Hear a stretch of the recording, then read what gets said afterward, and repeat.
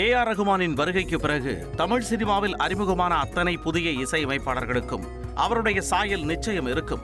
மெட்டு, அதனை பதிவு செய்வது, ஒலியின் தரம் என எல்லாவற்றிலும் ரகுமானை பின்பற்றும் பல இசையமைப்பாளர்கள் 2000களுக்கு தமிழ் சினிமாவில் அறிமுகமாகிக் கொண்டிருந்தனர்.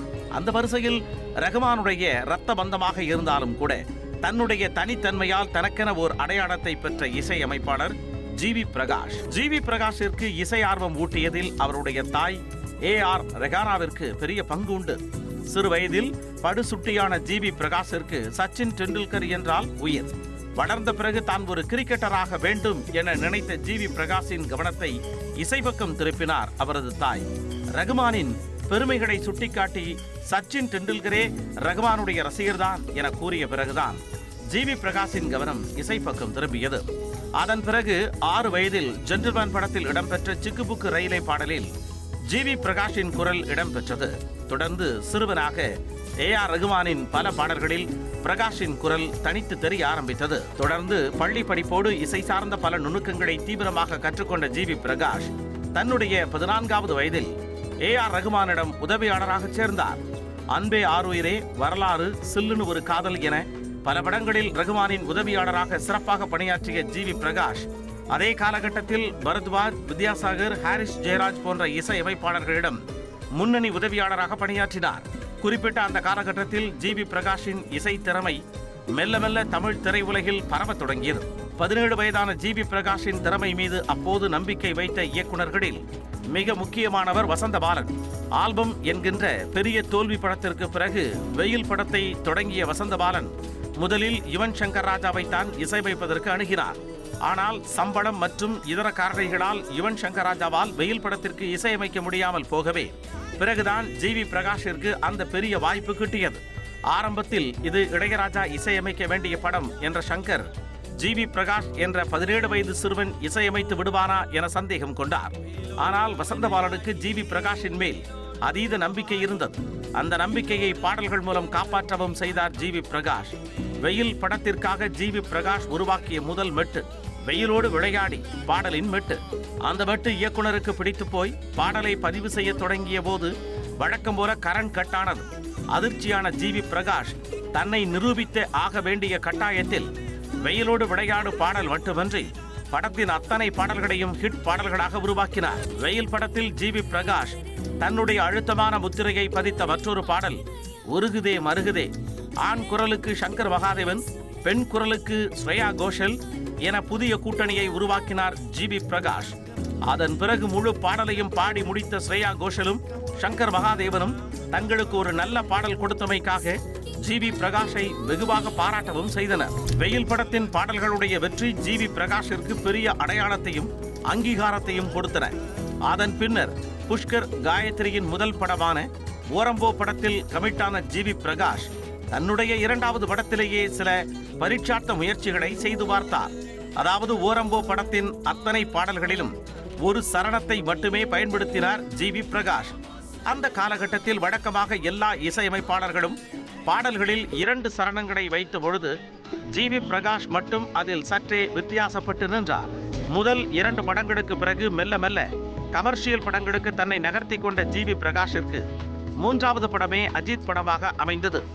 அதற்கு முன்பு பெரிய இசையமைப்பாளர்கள் மட்டுமே அஜித் படத்திற்கு இசையமைத்து வந்த நிலையில் கிரீடம் வாய்ப்பு மூலம் இன்னும் அதிகமாக கவனிக்கப்பட்டார் ஜி.வி. பிரகாஷ். கிரீடம் படத்தில் ஏ.எல். விஜய் மற்றும் அஜித்துடன் இணைந்த ஜி.வி. பிரகாஷ் கிரீடம் பட பாடல்களிலும் தன்னுடைய திறமையை வெளிப்படுத்தினார். குறிப்பாக அக்கம் பக்கம் பாடல் கிரீடம் படத்தின் அடையாள பாடலாக மாறியது. முதல் 3 படங்களில் ஜி.வி. பிரகாஷ் தன்னுடைய பாடல்கள் மூலம் பிரபலமானாலும் கூட இளைஞர்கள் மத்தியில் அவருக்கு பெரிய பெயரை வாங்கி கொடுத்த திரைப்படம் பொல்லாதவன். அன்றைய தேதியில் வெற்றிமாறன் எனும் ஒரு புதிய இயக்குனருடன் ஜோடி சேர்ந்த ஜி.வி. பிரகாஷிற்கு ஒரு பெரிய கமர்ஷியல் வெற்றி தேவைப்பட்ட நிலையில் பொல்லாதவன் படத்தின் பாடல்களும் அதன் பின்னணி இசையும் நகரங்களை தாண்டி கிராமங்களிலும் ஜி.வி. பிரகாஷின் இசையை கொண்டு போய் சேர்த்தன. பின்னாட்களில் ஜி.வி. பிரகாஷ் வெற்றிமாறன் கூட்டணி தமிழ் சினிமாவின் மிக முக்கியமான கூட்டணியாக மாறியதென்றால் அதற்கு அடித்தளமிட்ட திரைப்படம் பொல்லாதவன். குழந்தையாக இருந்த பொழுது குரு சிஷ்யன் படத்தை பார்த்தால் தான் சாப்பிடுவேன் என அடம்பிடித்த ஜி.வி. பிரகாஷ் தனது 20வது வயதில் ரஜினிகாந்த் நடித்த குசேலன் படத்திற்கு இசையமைக்கும் வாய்ப்பை பெற்றார். குசேலன் படத்தில் இடம்பெற்ற சினிமா பாடல் ஒட்டுமொத்த தென்னிந்திய சினிமாவையே பெருமைப்படுத்துகின்ற பாடலாகவும் அமைந்தது. ரஜினிகாந்த், அஜித் என அடுத்தடுத்து படங்களுக்கு இசையமைத்தாலும் கூட அவை யாவும் பெரிய வெற்றி படங்களாக அமைய மறுத்தன. அதனைப் போலவே ஒரு முழு ஆல்பமாகவும் வெயிலுக்கு பிறகு எந்த ஆல்பமும் ஜிவி பிரகாஷிற்கு ஹிட்டாகாமல் இருந்தன. இந்த நிலையில்தான் ஜிவி பிரகாஷ், செல்வராகவன் என புதிய கூட்டணி உருவானது. துள்ளுவதோ இளமை தொடங்கி யாரடி நீ மோகினி வரையிலும் யுவன் சங்கர் ராஜாவுடன் பயணித்த செல்வராகவன் முதல் முறையாக ஜிவி பிரகாஷுடன் இணைகிறார் என்றவுடன் 1000 பாடல்கள் மீதும் இசை மீதும் பெரிய எதிர்பார்ப்பு உண்டானது. அந்த எதிர்பார்ப்புகள் அனைத்தையும் பூர்த்தி செய்யும் விதமாக அத்தனை பாடல்களையும் ஹிட் பாடல்களாக்கினார் ஜிவி பிரகாஷ். சிறுவயதில் இருந்தே வரலாற்றின் மீது தீவிர ஆர்வம் கொண்ட ஜிவி பிரகாஷ் தனக்கு பிடித்த கடம் என்பதால் பாரம்பரிய இசை கருவிகளையும் பயன்படுத்தி 1000 படத்தை தன்னுடைய தனித்துவமான இசை மூலம் அடுத்த கட்டத்திற்கு எடுத்துச் சென்றார். தாய் தின்ற மண்ணே, செலிப்ரேஷன் ஆஃப் லைஃப் என இன்றும் கொண்டாடப்படுகின்ற 1000 பாடல்களை உருவாக்க பெரிய பிரயத்தனங்களை எடுத்துக்கொண்ட ஜிவி பிரகாஷிற்கு அதற்கான அங்கீகாரம் காலம் கடந்தே கிடைத்தன. ஒரு இசையமைப்பாளர் பெருவாரியான ரசிகர்களிடம் சென்று சேர வேண்டுமெனில் அவர் காலத்திற்கும் நிற்கக்கூடிய மெலடி பாடல்களை தந்தே ஆக வேண்டும். அந்த வகையில் தனது முதல் படத்தில் இருந்தே மனதை மயக்கும் மெலடி பாடல்களை கொடுக்க ஆரம்பித்த ஜிவி பிரகாஷ் வருடத்திற்கு வருடம் அதில் உச்சம் கண்டார். மதராசப்பட்டினம் படத்தில் இடம்பெற்ற பூக்கள் பூக்கும் தருணம் பாடல் ஜிவி பிரகாஷை இன்னும் அதிகமான ரசிகர்களிடம் கொண்டு போய் சேர்த்தது. பாடல்கள் மட்டுமின்றி மதராசப்பட்டினம் படத்தின் முழு இசை தொகுப்பையுமே ஒரு பிரிட்டிஷ் இசை போல உருவாக்கினார் ஜிவி பிரகாஷ். குறிப்பிட்ட அந்த காலகட்டத்தில் ஏஎல் விஜய், வெற்றிமாறன், செல்வராகவன் என தனக்கான வெற்றி கூட்டணியையும் அமைத்துக் கொண்டார் ஜிவி பிரகாஷ். பொல்லாதவன் வெற்றிக்கு பிறகு ஆடுகளம் மூலம் மீண்டும் வெற்றிமாறனுடன் இணைந்த ஜிவி பிரகாஷிற்கு ஆடுகளம் படத்தின் பாடல்கள் மேலும் புகழ் சேர்த்தன. ஒத்த சொல்லால யாத்தே யாத்தே, ஐயையோ நெஞ்சு அலையுதடி என ஆடுகளம் படத்தின் பாடல்களில் அவருடைய தனித்தன்மை வெளிப்பட்டன. அதில் குறிப்பாக ஐயையோ நெஞ்சு அலையுதடி பாடலின் ரிதம் அமைப்பை இஞ்சி இடுப்பழகி பாடலின் ரிதம் அமைப்பில் இருந்து இன்ஸ்பிரேஷனாக எடுத்துக்கொண்டார் ஜிவி பிரகாஷ். அது மட்டுமின்றி எஸ்பி பாலசுப்ரமணியம் மற்றும் அவரது மகன் எஸ்பிவி சரண் என இருவரையும் ஒன்றாக பாட வைத்து பாடலை மேலும் அழகாக்கினார். இது ஒரு பக்கமெனில் ஒத்த சொல்லால பாடல் தேசிய அளவில் பிரபலமானதிலும் ஜிவி பிரகாஷின் பங்கு அதிகம். 2006ஆம் ஆண்டு வெயில் படம் மூலம் அறிமுகமான ஜிவி பிரகாஷ் அடுத்த 6 ஆண்டுகளில் கடகடவன 25 படங்களுக்கு இசையமைத்து விட்டார். தெய்வ திருமகள் படத்திற்கு பிறகு ஜிவி பிரகாஷும் ஏஎல் விஜயும் இணைந்த தாண்டவம் ஜிவி பிரகாஷின் 25வது படமாக கொண்டாடப்பட்டது. அந்த காலகட்டத்தில் சைந்தவிக்கு அதிகமான மெலடி பாடல்களை கொடுக்க ஆரம்பித்தார் ஜிவி பிரகாஷ். அந்த பாடல்கள் ரசிகர்கள் மத்தியில் ஹிட்டுமாகின. தாண்டவம் படத்தில் இடம்பெற்ற உயிரின் உயிரே பாடலை பழம்பெரும் பாலிவுட் இசையமைப்பாளர் மதன் மோகனின் அன்பத் படப்பாடலில் இருந்து உருவாக்கிய ஜிவி பிரகாஷ் தொடர்ந்து மெலடி பாடல்களில் ஜொலித்துக் கொண்டே வந்தார். தொடர்ச்சியான வெற்றி பாடல்கள் மூலம் தனித்து தெரிய ஆரம்பித்த ஜிவி பிரகாஷ் தமிழ் சினிமாவில் முன்னணி இயக்குநர்களின் கவனத்தை ஈர்த்தார். பாரதி ராஜாவுடன் அன்னக்கொடி, பாலாவுடன் பரதேசி என பெரிய இயக்குநர்களின் விருப்பமான இசை அமைப்பாளராக மாறினார் ஜிவி பிரகாஷ். முழுக்க முழுக்க நகரத்தில் பிறந்து வளர்ந்த மாடர்ன் இளைஞரான ஜிவி பிரகாஷ் பாலா, பாரதி ராஜா போன்ற கிராமங்களை மையமாக வைத்து படம் இயக்குகின்ற இயக்குநர்களுடன் மிகச்சரியாக ஒத்துப்போனார். தொடர்ந்து முன்னேறிக் கொண்டே வந்த ஜிவி பிரகாஷுக்கு 2013ஆம் ஆண்டு மிக முக்கியமான ஆண்டாக அமைந்தது. பெரிய எதிர்பார்ப்புகளுக்கு மத்தியில் உருவான விஜயின் தலைவா படத்தில் கமிட் ஆனார் ஜிவி பிரகாஷ். மக்கள் கொண்டாடுகின்ற ஒரு மாஸ் கமர்ஷியல் படத்தில் தன்னுடைய முத்திரையை அழுத்தமாக பதித்தார். வாங்கண்ணா வணக்கங்கண்ணா, தளபதி தளபதி போன்ற பாடல்கள் மூலம் விஜய் ரசிகர்களை திருப்திப்படுத்திய ஜிவி பிரகாஷ் யார் இந்த சாலையோரம் போன்ற பாடல்கள் மூலம் தன்னுடைய மெலடிக்கான ரசிகர்களையும் விட்டு வைக்கவில்லை. ஒரு பக்கம் மாஸ் படம் என்றால் இன்னொரு பக்கம் ராஜா ராணி எனும் இளமை ததும்புகின்ற காதல் திரைப்படம். 2 படத்தின் பாடல்களிலுமே வெவ்வேறு வகையான பாணியை கையாண்ட ஜிவி பிரகாஷ் இரண்டிலுமே வெற்றி கண்டார். டார்லிங் படத்தில் இருந்து நடிக்க தொடங்கிய ஜிவி பிரகாஷ் திரிஷா இல்லனா நயன்தாரா, பென்சில் என தன்னுடைய படங்களில் ஒரு சில மெலடி பாடல்களை மட்டும் தவறாமல் தந்து கொண்டே இருந்தார். ஒரு காலகட்டத்தில் தான் கதையின் நாயகனாக நடிக்கின்ற படங்களில் இசையமைப்பாளராக அதிக அளவு கவனம் செலுத்த ஆரம்பித்த ஜிவி பிரகாஷ் சில ஆண்டுகள் இடைவெளிக்கு பிறகு அசுரன் படம் மூலம் மீண்டும் வெற்றிமாறனுடன் இணைந்தார். படங்கள் சரியாக ஓடாததால் சில எதிர்மறை விமர்சனங்களை சந்தித்த ஜிவி பிரகாஷ் அசுரன் படத்தின் பாடல்கள் மற்றும் பின்னணி இசை மூலம் அத்தனை விமர்சனங்களுக்கும் பதில் கூறினார். மண்ணின் இசையை, மக்களின் இசையை பிரதானப்படுத்தியே அசுரன் படத்தின் பாடல்களை உருவாக்கினார்.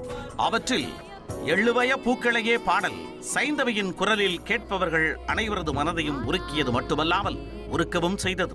கதையின் தொடக்கத்தில் சாந்தமாகவே அனைத்து சூழலையும் கையாளுகிற நாயகன் ஒரு கட்டத்தில் வெடித்து சிதறுகிற பொழுது இசையும் அந்த நாயகனுக்கு கை கொடுக்க வேண்டும். அந்த வகையில் அசுரன் படத்தின் பின்னணி இசை தியேட்டர்களில் ரசிகர்களுக்கு புல்லரிப்பை உண்டாக்கியது. திரையுலகில் அறிமுகமாகி 14 வருடங்கள் பல வகையான படங்களுக்கு இசையமைத்த ஜி.வி. பிரகாஷிற்கு தேசிய விருது என்பது கிடைக்காமலேயே இருந்தது. 1000ல் ஒருவன், கேங்ஸ் ஆஃப் வசேப்பூர் என ஜி.வி. பிரகாஷ் தனது முழு உழைப்பை கொட்டி உருவாக்கிய 2 படங்களுக்குமே தேசிய விருது கிடைக்காமல் போகவே ரசிகர்களுக்கு அது ஒரு பெரிய ஏமாற்றமாகவே இருந்தது. ரசிகர்களும் ஜி.வி. பிரகாஷும் பல வருடங்கள் எதிர்பார்த்த தேசிய விருது ஒரு வழியாக சுதா கொங்கரா இயக்கிய சூரரை போற்று படத்தின் மூலம் கிடைத்தது. ஜி.வி. பிரகாஷின் அத்தனை வருட உழைப்பின் அங்கீகாரம் இந்த தேசிய விருது என அவரது ரசிகர்கள் கொண்டாடினர். ஜி.வி. பிரகாஷின் தொடக்க நாட்களுக்கு பிறகு இசையமைப்பாளராக அவரை மீண்டும் பரபரப்பாக இயங்கச் செய்த வருடம் 2024. கேப்டன் மில்லர், தங்கலான், அமரன் என தமிழ் சினிமாவின் மிக முக்கியமான படங்கள் அனைத்திலும் ஜி.வி. பிரகாஷின் இசை இடம்பெற்றது.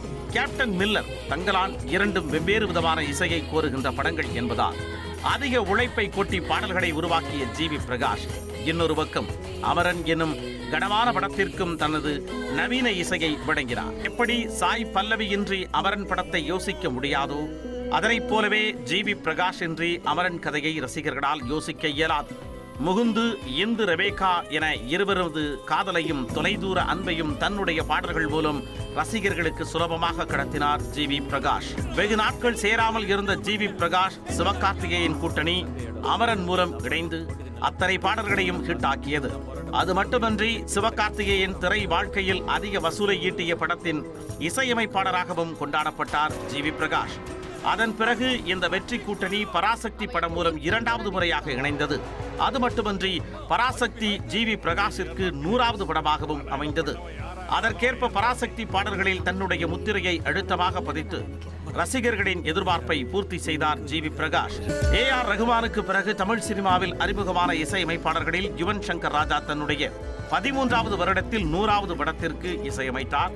ஜி.வி. பிரகாஷை பொறுத்த மட்டில் 100 படங்கள் என்ற இலக்கை எட்ட அவருக்கு கிட்டத்தட்ட 20 ஆண்டுகள் ஆகியிருக்கின்றன. இதில் கடைசி 10 ஆண்டுகள் நடித்துக் கொண்டு இருந்த ஜி.வி. பிரகாஷ் தொடர்ந்து படங்களுக்கு இசையமைத்து தன்னுடைய இலக்கை அடைந்து ரசிகர்களையும் ஆச்சரியப்படுத்தியுள்ளார். 100வது படத்திற்கு பிறகு இனிவரும் காலங்களிலும் தன்னுடைய இசை மூலம் அவர் இன்னும் பல உயரத்தை அடைவார் என்பது மட்டும் உறுதி.